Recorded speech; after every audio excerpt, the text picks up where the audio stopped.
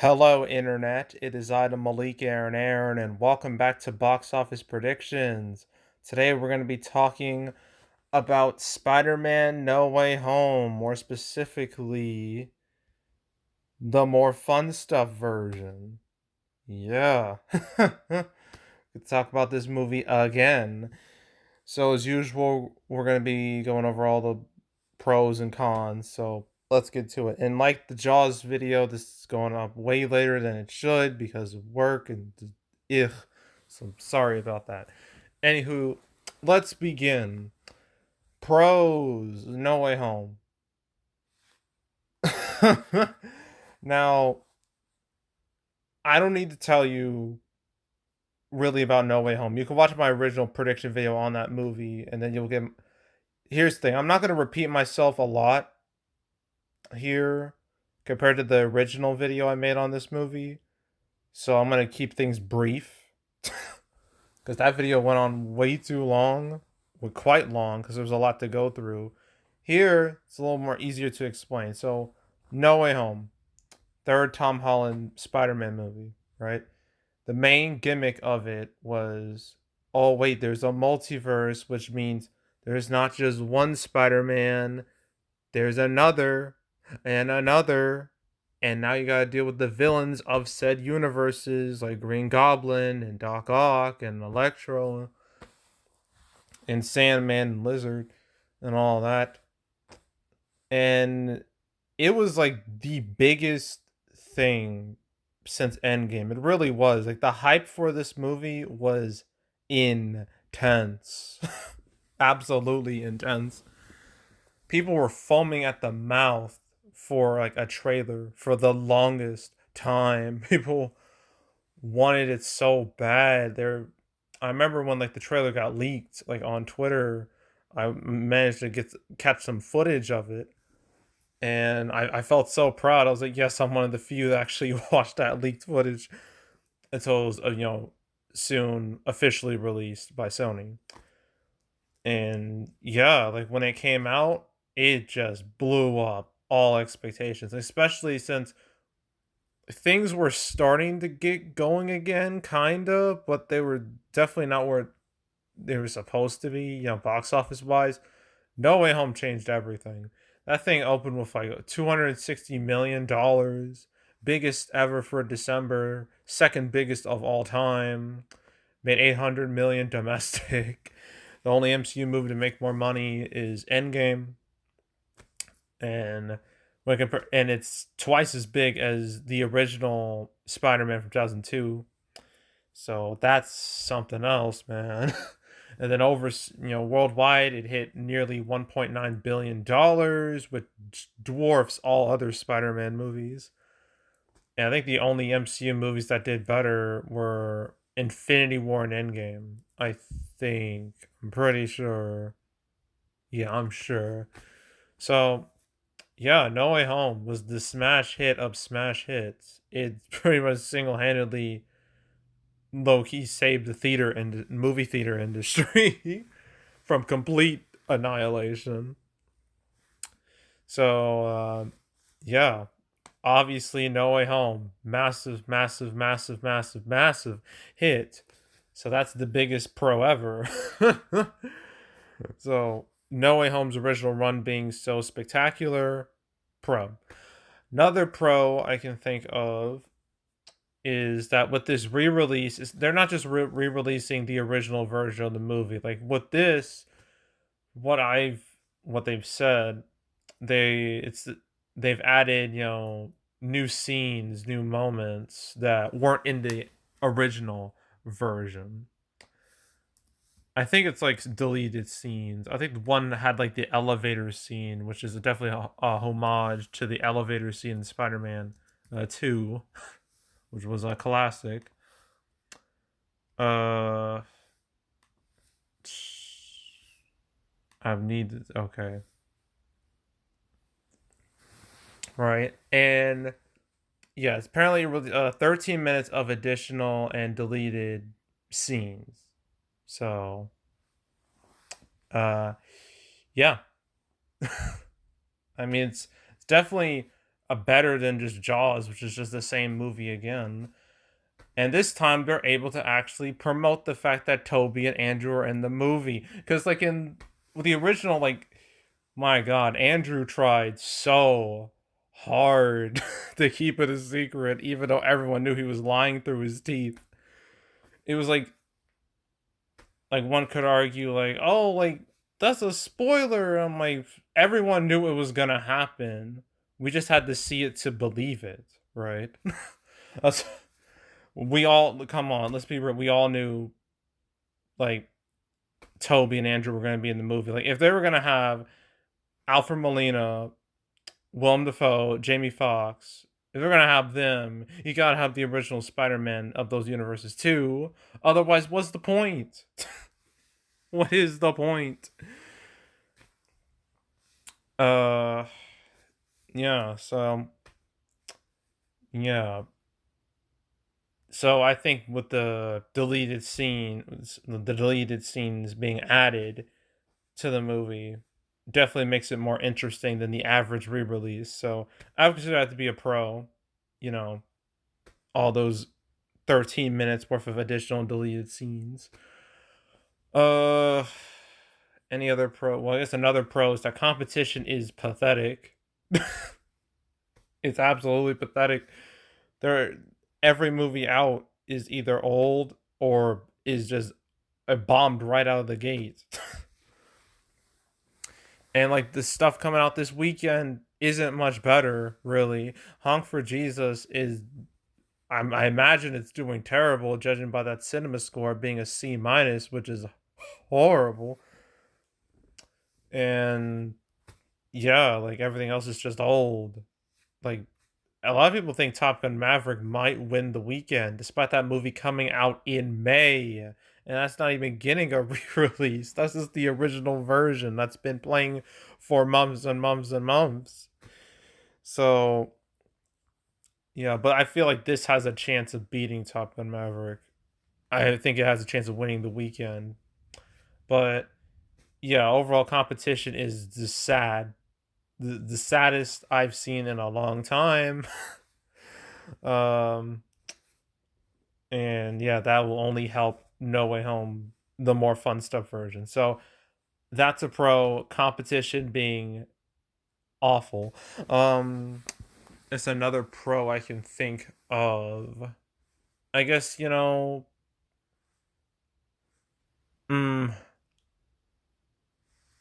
yeah, I think that's it, really. Like any other pros I probably mentioned in the original prediction video for this movie. I don't feel like mentioning them again. So that's the pros. Okay, cons for this re-release. Some would argue the re-release is coming out like way too soon. Like if you're gonna re-release something, it needs to be like a few years later, or it has to be like it has to, really have like an impact. Like it hasn't even been like 9 months since No Way Home has come out. So we're re-releasing it that soon is a little extreme, but it's not uncommon. I mean, Avatar, like that came out like December of 2009. That had like a re-release like in August of 2010. So it's not uncommon, but usually with re-releases you wait a few years to do it. So yeah, I don't know if it'll work out super duper well, but I don't know. I don't know. Maybe that's not even much of a con. That's kind of more of a middle ground thing. So I'm gonna label it as middle ground. For actual cons, there are, even though the box office is pathetically weak, there's still a lot of options out there for people. I mean, Top Gun Maverick, Bullet Train. Um, Nobody's gonna watch The Invitation again. um, it's really just those two movies, really, which I guess one could argue are direct competition for No Way Home. So yeah, yeah, there is still enough out there to where it could hurt it a little bit. I said a little bit. So I consider that somewhat of a con. A big con is like what's happening today, and that's like the $3 promotion for like a good amount of theaters in the country, that might have a real negative effect on the box office because usually ticket sales like are priced like at 10 to 10 somewhere within the realm of $10 to $15 unless you go to a matinee. In that case it's way cheaper. With $3, if you're gonna like you're gonna need a whole lot more people to make up for that price drop. Because if the same amount of people show up for $3 when compared to like the usual ticket sales, that is gonna be bad. Although it is a 4-day weekend, so it won't hurt as much, but still, I don't know. It's a massive question mark regarding that, but I don't think it will be super beneficial. So I consider that to be a bit of a con in a way, a big con. Is there anything else I could mention about No Way Home's re-release? Not really. I don't think so. I don't think so. So, opening weekend for No Way Home, will it match the 260 million in December? No, it won't even make 10% of that, not even 5%. I doubt it will open to like double digits. But I feel like it has a chance of winning the weekend because like again, let's be real. Last weekend, the number one movie, The Invitation, only opened with like $6.8 million, and it's likely going to drop quite a bit this weekend. It's just like the top movie is expected to make $5 million. I think No Way Home, the more fun stuff version, can do that. I think that's enough. That's possible. That's within the realm of possibility. So I think it might hit that. I'm gonna say I'm gonna have a bit of a wide range for the 3-day. It's gonna be between $3 to $5 million, and 4-day. I don't know, 4 to 6. I guess maybe 7. But I'm gonna say 4 to 6 million 4-day weekend, and its total. Well, probably make 10, 15 million more extra, depending on how long this re-release will go on. Because I'm not sure really.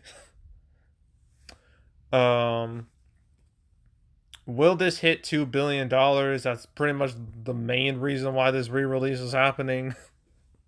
Because Sony, they got real frustrated when it fell short of like 2 billion. They're like, we gotta hit that mark. We gotta do it. So what do? We re-release it again with more footage. Brilliant. So that's the plan. Will the plan work? We're gonna have to find out. But yeah, that's No Way Home again. Well, at least we know this re-release will go down a lot better than the Morbius re-release, because at least people liked No Way Home. People love No Way Home. I love No Way Home quite a bit. That might be like my second favorite MCU movie behind Infinity War. Morbius, like Sony foolishly thought, oh, memes being popular equals people like the movie. No, that's the complete opposite. It was all ironic, and then the movie just bombed for a second time. No Way Home, the more fun stuff version, shouldn't have to deal with that. Because again, No Way Home made a stupid amount of cash. This is literally just gravy. So, yeah. And that's it for the weekend. Yay. I'm glad it's over. So next weekend, apparently I have 3 movies. None of them are going to do well. So the sad times continue.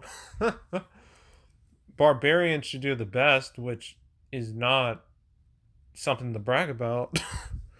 And then some weird movie here, Bar Mess. I don't know about that one. And Medieval, like, what even is this? I don't know. I don't know, man. But yeah, that's what next week looks like. And then it gets a little better as things go on. Apparently, I guess I do Clerks 3, maybe.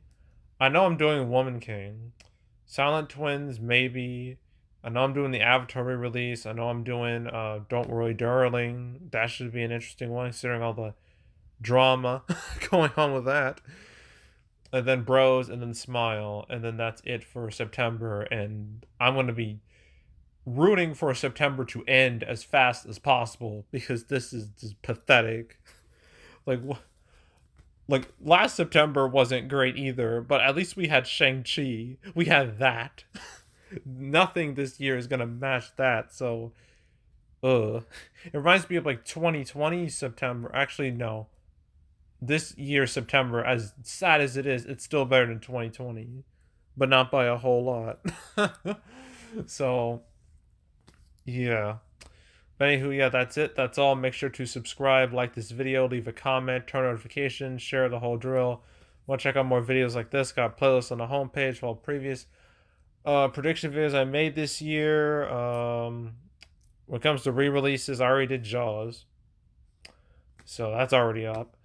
And I guess you want to watch my original prediction video for No Way Home. That's in the 2021 box office prediction playlist, so you can find it there. But if you want to watch any of the past prediction videos I've made this year, you can go right ahead. There's also the canceled series where I go over all the movies that were supposed to come out but didn't. I talked about the more fun stuff version for a canceled episode. I forgot which episode it was. Let me check off screen very quickly. This shouldn't take too long. I covered it in June. Yeah, it was June. It was episode 130. Okay. That's when I talked about it.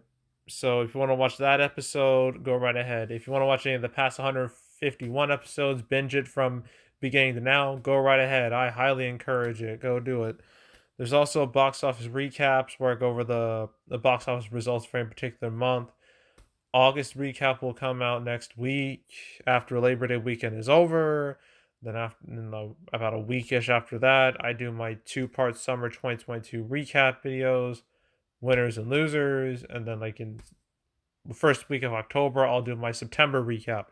So look forward to all those videos. But if you want to watch any of the past recap videos I've done on the channel, go right ahead. Anywho, that's it. That's all.